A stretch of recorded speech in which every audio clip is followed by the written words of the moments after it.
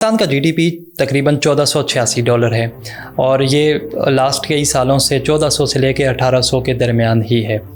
अब जैसे ही आवाम की इनकम बढ़ती है, रुपया जो है वो डीवैल्यू हो जाता है। अब जो जीडीपी पर कैपिटा है, ये इंतहाई इम्पॉर्टेंट इंडिकेटर है किसी भी मुल्क के अंदर किसी भी शख्स के बारे में ये जानने के लिए कि वो कितना पैसा कमाता है।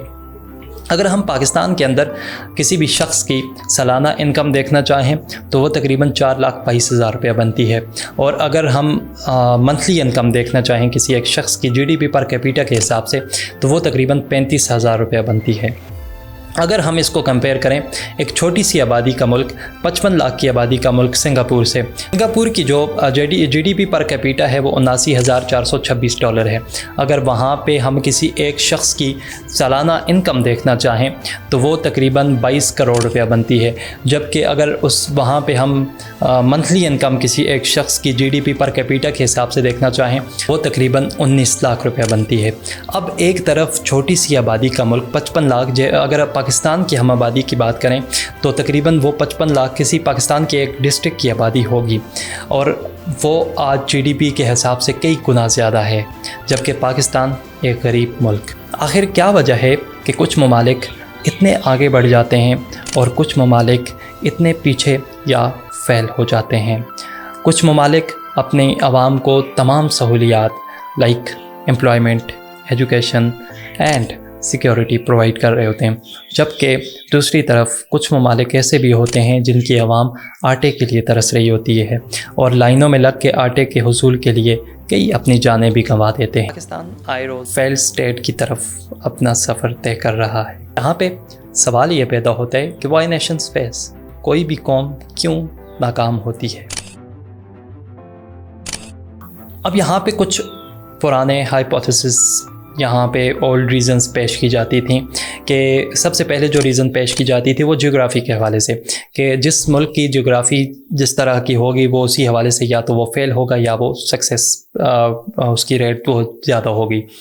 अब एक फ्रेंच साइंटिस्ट ने ये हाइपोथेसिस पेश किया कि जिस मुल्क का टेम्परेचर ज़्यादा होगा, जो गर्म ममालिक हैं उनकी बात करें तो वो वहाँ पे ये होगा कि उनके लोग जो होंगे वो लेज़ी होंगे, और दूसरी तरफ अगर जिन ममालिक का टेम्परेचर नॉर्मल होगा तो वहाँ के लोग जो होंगे वो हार्ड वर्किंग होंगे। अगर इसी हाइपोथेसिस को हम प्रैक्टिस करें तो ये फेल हो जाते हैं।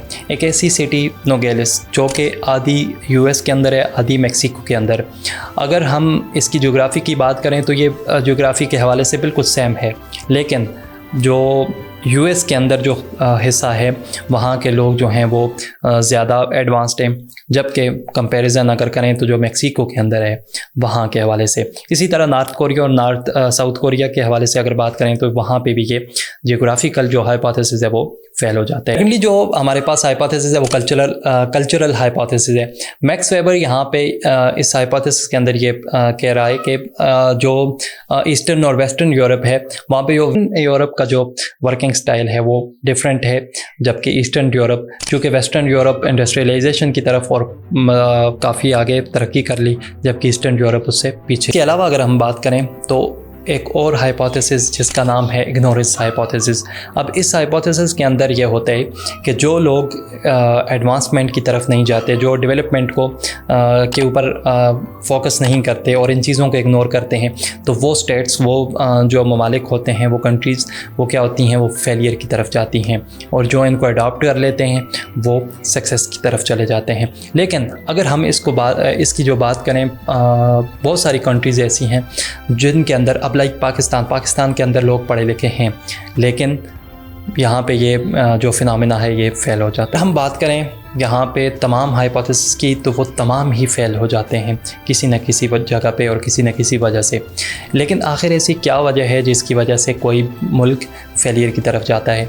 तो वो है इंस्टीट्यूशन। अब दो किस्म के इंस्टीट्यूशंस हैं, social institutions and political institution. अगर दोनों प्रॉपर वर्क कर रहे हैं तो वो मुल्क तरक्की करेगा, और किसी भी मुल्क का अगर एक इंस्टीट्यूशन, सोशल इंस्टीट्यूशन या पॉलिटिकल इंस्टीट्यूशन काम नहीं कर रहा तो वो फेलियर की तरफ जाएगा। हम इकोनॉमिक और पॉलिटिकल इंस्टीट्यूशन की बात करें तो एक हमारे पास आ जाता है इंक्लूसिव इंस्टीट्यूशन और दूसरा हमारे पास आ जाता है एक्सट्रैक्टिव इंस्टीट्यूशन। इंक्लूसिव इंस्टीट्यूशन के अंदर फ्रीडम टू पीपल, यानी कि लोग आज़ाद होते हैं। अब यहाँ पे क्या होता है कि अगर कोई मोची का बेटा है, दर्जी का बेटा है या लोहार का बेटा है, तो उससे सोसाइटी ये बताएगी कि ये आपका स्टार्टिंग पॉइंट है, यहाँ से ही आपका सफ़र भी शुरू होगा। एक इलीट क्लास के बंदे का भी यहीं से सफ़र स्टार्ट होगा, और जो आगे बढ़ेगा और जो अपना पोटेंशियल दिखाएगा वही आगे बढ़ेगा। दूसरा हमारे पास आ जाता है एक्सट्रैक्टिव इंस्टीट्यूशन। अब इस एक्सट्रैक्टिव इंस्टीट्यूशन के अंदर क्या होता है कि 1% जो होती है वो इलीट क्लास होती है,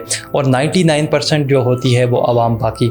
और वो 99% जो आवाम होती है वो 1% इलीट की वजह से जीती है, उसी के लिए जीती है, उसी के लिए मरती है, उसी के लिए खाती है, उसी के लिए पीती है, उसी के लिए रोती है, और वो उसी के लिए काम करती है। और जो 1% इलीट क्लास होती है वो राज करती है। और ऐसे मुल्कों के अंदर पॉलिटिकल इंस्टेबिलिटी होती है, और वहाँ पे जैसे कि आजकल पाकिस्तान के अंदर सुप्रीम कोर्ट कोई फ़ैसला सुनाता है तो ECP जो है वो उसके ऊपर ऑब्जेक्शन कर देता है, वहीं पे पार्लियामेंट जो है वो सुप्रीम कोर्ट को थ्रेट कर रहा होता है। अब यहाँ पे क्या होता है, और इसी तरह पॉलिटिकल जो लीडर्स हैं वो एक दूसरे को खाने पीटने के लिए दौड़ते हैं।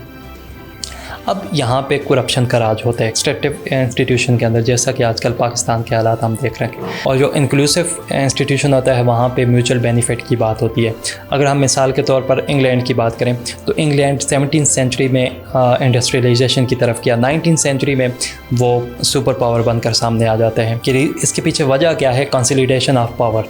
अब जब इसको मैं मज़ीद आसान करने के लिए एक और मिसाल पेश करता हूँ कि अंदर प्रिंटिंग प्रेस की इन्वेंशन होती है, और वहाँ पे क्या होता है, क्या करते हैं कि वो अपनी बुक्स उसके ऊपर छापते हैं और पूरे मुल्क के अंदर जो इल्म है उसको फैलाते हैं।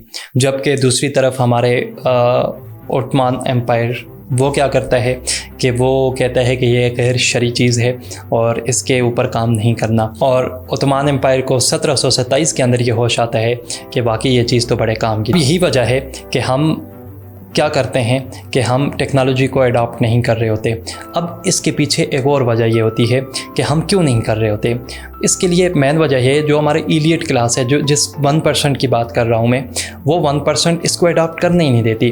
क्योंकि जब टेक्नोलॉजी आ जाएगी तो तमाम चीज़ें एडवांस हो जाएंगी, उसके बाद फिर हर चीज़ का हिसाब व किताब टेक्नोलॉजी के तौर पर हो।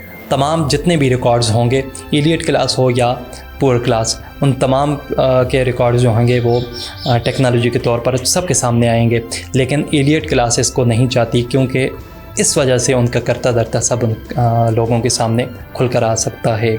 तो इंस्टीट्यूशंस जो हैं वो जितने ज़्यादा ताकतवर होंगे, जितने ज़्यादा मजबूत होंगे, उतना ही ज़्यादा चांसेस हैं किसी भी कंट्री के ग्रो करने के, किसी भी कंट्री के सक्सेस रेट के अंदर। और हमने अपने इदारों को मजबूत बनाना है, ऐसे इदारों के अंदर ऐसे लोग हों जो अपने मुल्क के साथ खुददार हों।